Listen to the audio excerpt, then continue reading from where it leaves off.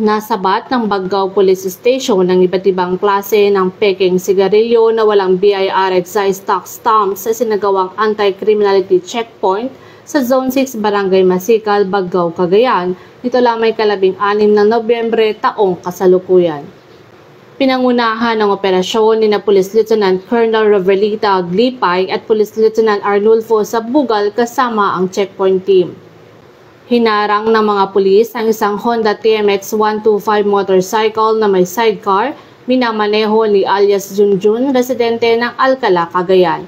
Sa inspeksyon, napansin ni Police Corporal Ariel Alibin ang isang hindi selyadong karton ng sigarilyong nakapatong sa mga bote ng soft drinks, dahilan upang sa ilalim ito sa masusing verifikasyon. Nadiskubre na walang BIR stamps ang mga sigarilyo at walang may pakitang dokumento ang driver. Kabilang sa nakumpiska ang 3 rims ng modern cigarette, 4 na rims ng 2 Moon cigarette at ang motorsiklong ginamit bilang conveyance sa pansamantalang in-impound. Agarang nakipag-ugnayan ng Baggao Police sa Revenue District Office No. 30 ng Bureau of Internal Revenue para sa kaukulang aksyon.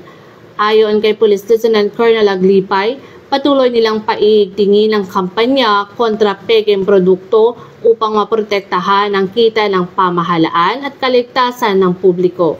Patunay ng matatag na koordinasyon ng pulisya at mga ahensya para labanan ang ilegal na kalakalan.